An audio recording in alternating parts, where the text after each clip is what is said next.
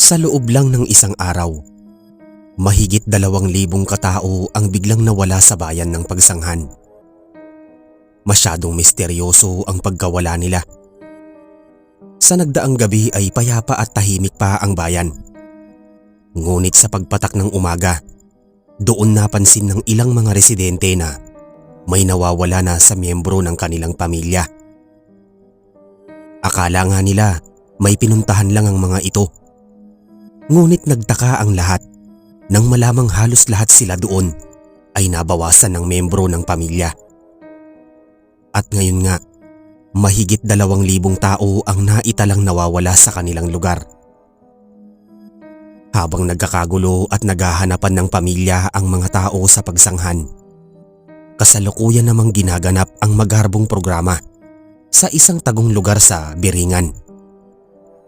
Ito ang lugar na hindi nakikita sa mapa at ang tanging nakatira dito ay mga engkanto.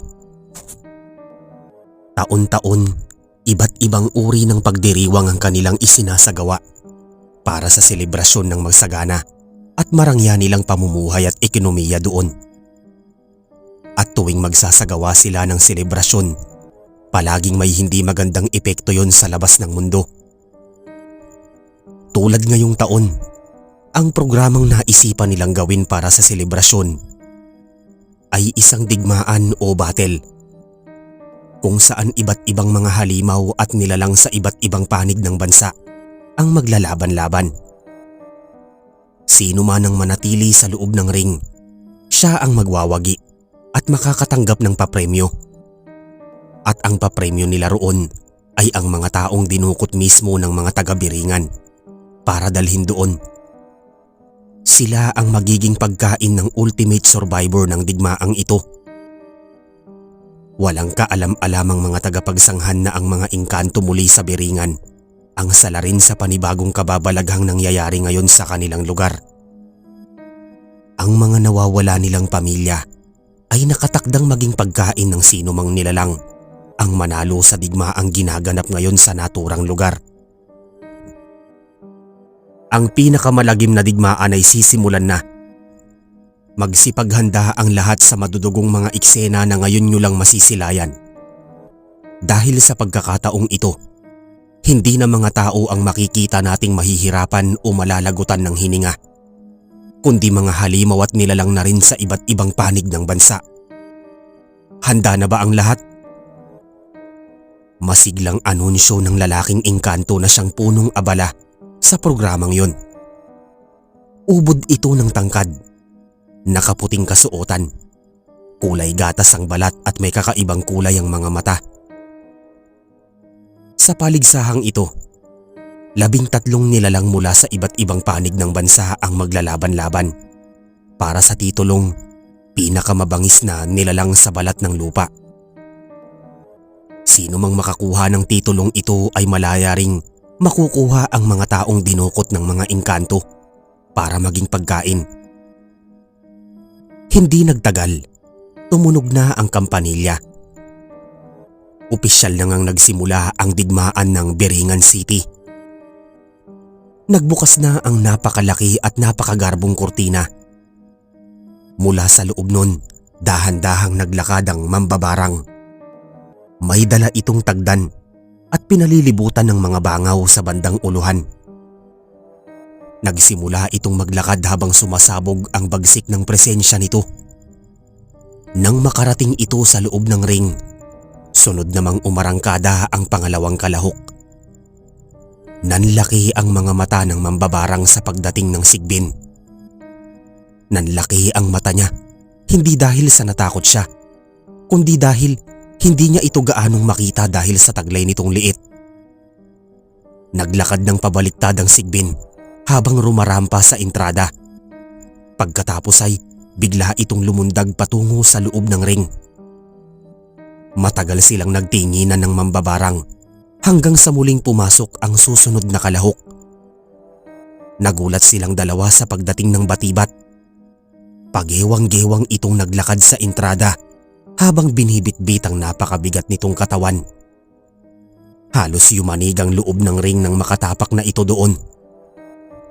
Doon na nagsimula ang tatlo na atakihin ng isa't isa. At habang nagpapatayan sila sa loob, muli nang pumasok ang ikaapat na kalahok. Nagulat ang lahat sa pagdating ng bungis-ngis. May bitbit pa itong kalabaw sa likod nito habang rumarampa sa entrada. Maya-maya, hinagis nito ang kalabaw sa tatlo. Natamaan dito ang sigbin. Doon palang sumampa ang bungis-ngis sa taas ng ring at buong puwersang ibinagsak ang sarili sa sigbin. Nakisali na rin ito sa madugong rambulan. Sunod-sunod na rin ang pagdating ng iba pang kalahok, gaya ng amumunggo, berberoka at aswang. Lalong sumikip at uminit ang loob ng ring. Habang nagkakagulo ang mga nilalang, nagsasalpukan ng mga katawan at nag-uunahan sa pwesto. Hindi sinasadyang nasipa ng kapre ang sigbin. Tumama ang paa nito sa maliit na nilalang ng buong lakas. Sa lakas ng impact, tumilapon ng sigbin palabas ng ring at gumulong-gulong sa sahig. Parang basahang itinapon. Wala na itong nagawa pa. Hindi na ito pwedeng magpatuloy sa paligsahan. At sa harap ng nagtitilian at nagbubunying mga manonood, ang kauna-unahang nilalang na natanggal sa malagim na digmaan ay ang sigbin. Nagngingit-ngit ito sa galit habang pilit bumabangon. Isinumpa ang kapre at sumigaw na babalikan ito pagdating ng panahon. Ngunit walang huminto ang digmaan. Biglang nagbuga ng napakaraming ipis ang mambabarang mula sa bibig nito. Bumuhos ang mga insekto sa sahig ng ring. Gumagapang sa mga paa at katawan ng mga nilalang. Nabilaukan ng aswang matapos nitong masagap ang ilan.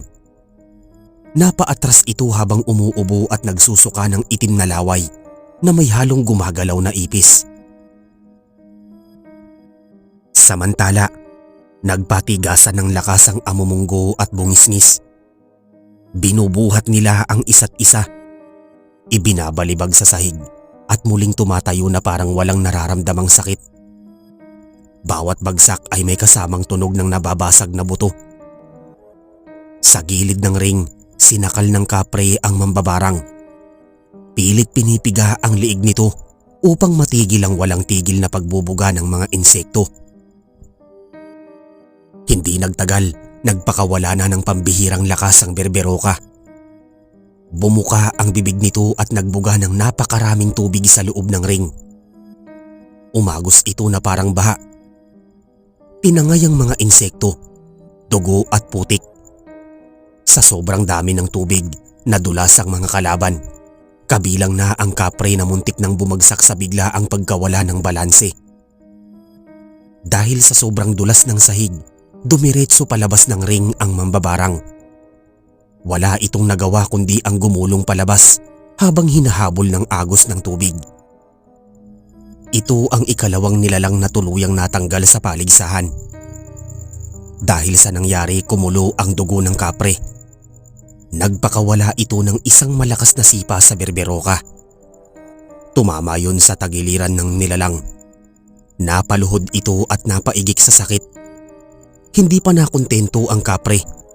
Binuhat nito ang berberoka at buong lakas na ibinalibag sa sahig, dahilan upang umalo ng tubig at umalingaw-ngaw ang dagundong.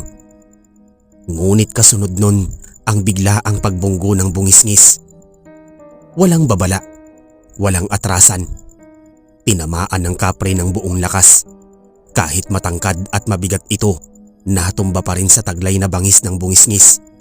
Dahilan upang magtilian sa tuwa ang mga manonood. Mas naging malagim pa ang mga sumunod na eksena. Ang sumunod na lumantad sa entrada ay ang tiyanak. Sa sandaling makita ito ng mga manonood, sumambulat ang sigawan. Tinakbo nito ang ring sa pinakamarahas na paraan. Parang hayop na nakawala sa kulungan. Lumundag-lundag ito sa mga kapwa nilalang. Dinadagana ng mga katawan. Binabasag ang mga buto at isa-isa silang kinagat sa leeg. Bumula ang dugo. Nagkagulo ang lahat at ang iyak ng tiyanak ay humalo sa sigaw ng mga nagsasaktan nitong kalaban. Habang nagpapatuloy ang kaguluhan, sunod namang rumampa sa entrada ang ika-10 kalahok. Biglang nangibabaw ang tunog ng malalakas na pagaspas. Napalingon ang lahat sa itaas. Doon nila nakita ang paglabas ng mabagsik na manananggal. Nakabitin ito sa hangin. Ang mga pakpak ay humahati sa ulap ng usok at alikabok sa arena. Sa lahat ng mga nilalang na rumampa sa entrada, ito lamang ang hindi tumapak sa lupa. Patuloy itong lumilipad sa ibabaw ng ring. Paikot-ikot, animoy naghahanap ng susunod na bibiktimahin. Dahil wala itong kakayahang tumapak sa lupa, hirap na hirap ang mga nilalang na itaboy o palabasin ito sa ring. Walang mahila, walang matulak. Ang patakaran ay malinaw. Kailangang mailabas sa ring ang kalaban at mahulog sa lupa upang opisyal itong matanggal. Ngunit paano nila yun magagawa sa isang nilalang na lumilipad at walang balak bumaba? Sa sandaling yon, nagsimulang pumasok ang takot sa isip ng mga kalahok. Ngayon lamang nila naranasan ng ganito kahirap na laban. Binago ng manananggalang laro. Mas lalo pang naging malagim ang paligsahan. Dahil sa pagpasok nito, napilitan ng bawat nilalang na bumuo ng kanya-kanyang estratehiya. May mga nagtangka ng sabayang pag-atake. May mga umurong at may mga nagpanggap na sugatan para makaiwas. Maya-maya, biglang lumipad ang manananggal patungo sa bungisngis. Walang babala, walang pag-aalinlangan. Nagulat ang lahat nang makita kung paano nito sinunggaba ng malaking bulas na nilalang. Sa kabila ng laki nito, binuhat ng manananggal ang bungisngis na parang laruan at buong lakas na inihagis palabas ng ring. Bumagsak ito sa lupa na may kasamang malakas na dagundong. Pati ang berberoka, amumunggo at kapre ay napaurong sa gulat. Hindi lang basta lumilipad ang nilalang na ito. May pambihira din itong lakas. At sa sandaling yun, alam na ng lahat, may bago na namang halimaw na dapat katakutan sa loob ng ring. Habang nagkakagulo pa rin ang lahat sa loob ng ring, sumunod nang lumabas ang ika-12 kalahok. Walang iba kundi ang nuno sa punso. Hindi ito agad napansin ng mga engkantong nanonood sa naturang venue dahil sa sobrang liit ng katawan nito. Para lamang itong gumagalaw na anino sa sahig ng ring. Halos kasing laki lang ng kamao ng isang tao. Hindi rin napansin ng mga nagrarambulang nilalang ang pagpasok nito sa ring. Abala ang lahat sa pananakit, pagsigaw at pagpatay. Sa gitna ng kaguluhan, aksidente itong natapakan ng kapre. Sa bigat at lakas ng impact, nagliyabang sigawan ng mga manonood. Nadulas ang kapre, nawalan ng balanse at nasagi ang mga lubid ng ring. Sa isang iglap, tumilapo ng dambuhalang katawan nito palabas ng arena hanggang sa gumulong ito sa sahig na may kasamang malakas na dagundong. Hindi makapaniwala ang mga engkantong nanonood. Natanggal ang kapre, ang nilalang na inaasahan ng marami na magwawagi sa paligsahang yon. Sa laki at tangkad nito, akala nila ay walang makakapigil sa bangis ng halimaw. Ngunit sa isang aksidente, naglaho ang lahat ng inaasahan. Ngunit hindi doon nagtapos ang kababalaghan.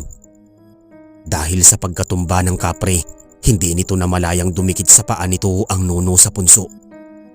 Nakakapit ito ng mahigpit, parang lintang ayaw bumitaw. Kaya nang tuluyang gumulong palabas ng ring ang kapre, kasabay ding natanggal sa paligsahan ng nuno. Isang katawa-tawa ngunit malagim na wakas para sa pinakamaliit na kalahok. Hindi nagtagal, dumating na rin ang huli at ika-13 kalahok ng malagim na digmaan. Marahang naglakad ang mabangis na tikbalang papasok ng ring. Bawat hakbang nito ay may kasamang yabag na nagpapayanig sa sahig. Bumubuga ng makapal na usok ang ilong nito habang kumikislap ang mga mata sa gutom at galit. Ngayong kumpleto na ang entrada ng 13 kalahok, mas lalo pang ginanahan ng mga engkantong nanonood sa paligid. Nagsigawan, nagtilian at nagbalakpakan sila sa pananabik. Ang inaabangan na lamang nila ngayon ay kung sino ang mananatiling nakatayo sa gitna ng ring kapag humupa na ang lahat ng dugo at sigaw. Sunod-sunod na ang mga naganap na pagkakatanggal. Isa-isang binuhat ng manananggal ang mabibigat na mga kalaban. Tila ba wala itong kahirap-hirap at matagumpay na naihagis palabas ng ring.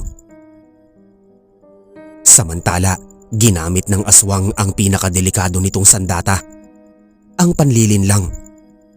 Sa gitna ng labanan, nagpalit-palit ito ng anyo. Minsan ay aso, minsan pusa, minsan baboy, minsan ibon at minsan ay dambuhalang gorilya. Sa bawat pagbabago, nalilito ang mga kalaban. Nawawala ang tiyempo at bago pa sila makabawi, isa-isa na rin silang nahahagis palabas ng ring. Sa pagkakataong yun, dalawa na lamang ang natitira sa gitna ng ring, ang aswang at ang manananggal. Pareho silang kinatatakutan. Kapwa kilala bilang kumakain ng laman, tagasipsip ng dugo at walang awang pumapatay ng sanggol at tao. Sa lahat ng kalahok sa paligsahang ito, sa kanilang dalawa tunay na nababagay ang papremyong 2,000 katao na ihahain bilang pagkain. Para sa kanila, hindi yun gatimpala, kundi isang piging. Biglang humagupit ang manananggal. Pinagsasampal nito ang aswang gamit ang malalakas at mabibigat na pagaspas ng mga pakpak. Bawat tama ay parang hampas ng bagyo. Napaatras ang aswang.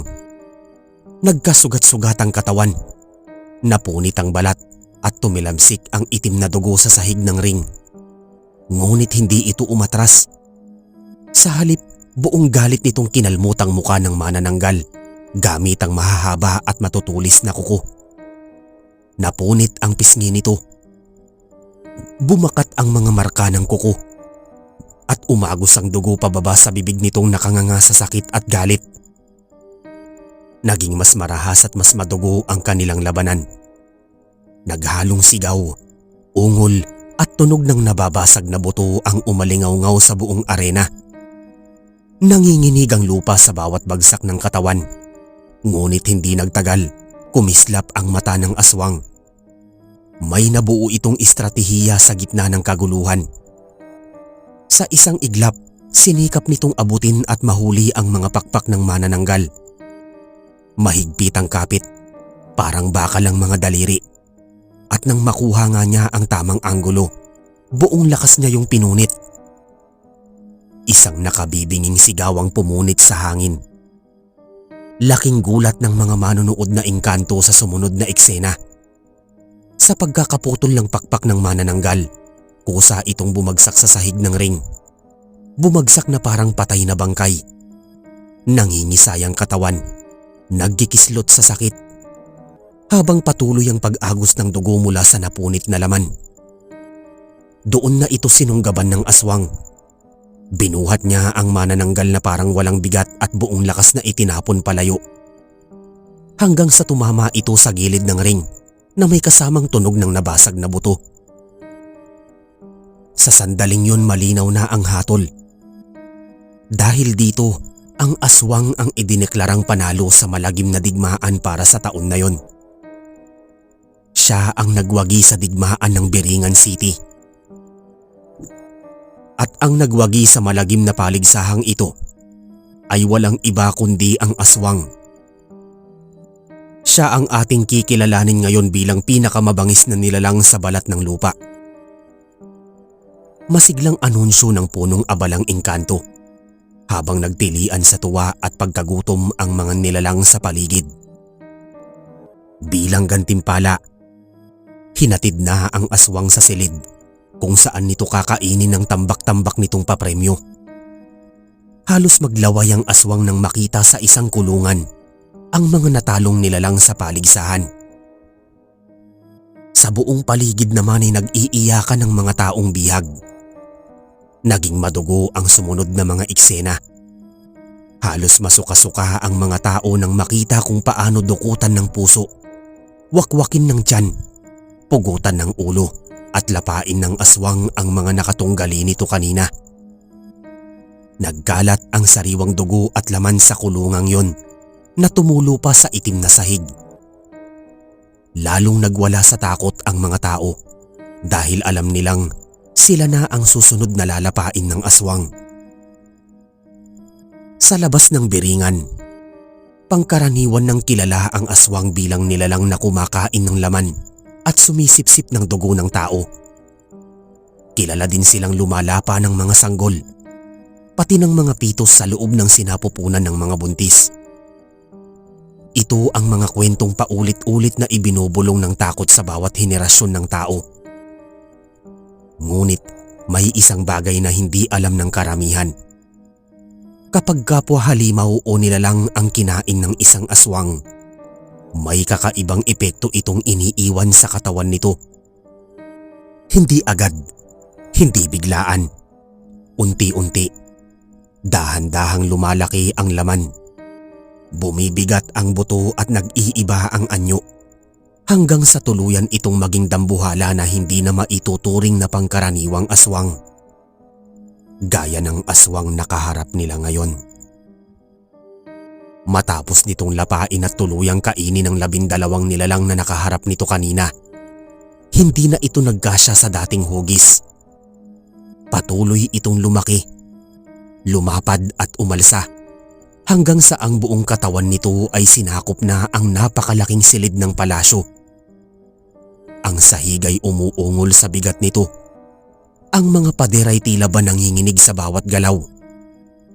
Higit pang lumaki ang bibig nito. Humaba ang panga. Mas bumalasik ang anyo. Sa puntong yon, kahit yata milyong katao ay kasyang-kasya na sa sikmura ng aswang. Muling nagsigawan sa takot ang mga tao at mga nilalang na nakasaksi sa pagbabagong yon. Ang iba ay napaatras, ang iba ay napaluhod. Ang ilan ay tuluyang nawalan ng lakas sa sobrang sindak. Kasunod nun, nagpakawala ang aswang ng isang napakabangis na ungol. Isang sigaw na hindi lamang umalingaw-ngaw sa loob ng biringan, kundi umabot hanggang sa mga karatig na lugar. Narinig yun sa Gandara, Tarangnan at Pagsanghan. Ang lupa ay bahagyang umuga. Ang hangin ay tila nagbago ng direksyon. At sa sandaling yon, malinaw ang isang katotohanan. Hindi pa tapos ang bangungot at hinding-hindi na ito matatapos kailan pa man.